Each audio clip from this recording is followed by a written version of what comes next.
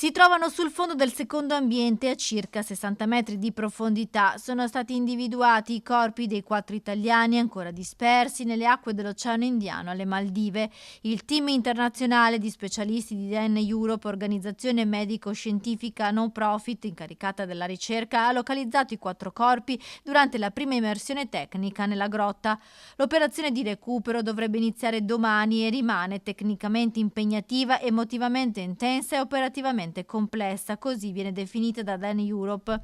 Questa mattina la squadra di ricerca di speleosub finlandesi ha eseguito un'immersione tecnica nella grotta dell'atollo Vavu durata circa 3 ore. Sono state esplorate le cavità sommerse, valutate le condizioni ambientali e raccolte tutte le informazioni necessarie per pianificare le fasi successive dell'operazione. Le 4 vittime sono state localizzate in fondo ad un tunnel, tutte insieme, mentre l'istruttore subacqueo e capobarca padovano Gianluca Benedetti era stato ritrovato il giorno dopo della tragedia nella prima grotta. Nei prossimi giorni la Farnesina ha fatto sapere che la salma verrà rimpatriata in Italia.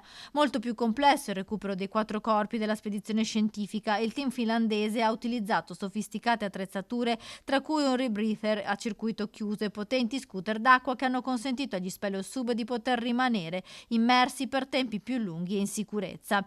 Il recupero dei 4 corpi dovrebbe durare 2 giorni. I sommozzatori dovrebbero essere in grado di recuperare 2 alla volta per immersione. Sulla Duke of York c'erano 20 persone, oltre ai 3 dive master e Benedetti, che era l'istruttore più alto in grado. Il portavoce del presidente delle Maldive nelle scorse ore aveva riferito che solo 3 dei 5 subacquei aveva il permesso di ricerca marina, ovvero la professoressa Monica Montefalcone, la ricercatrice Muriel Oddenino e il biologo Federico Gualtieri.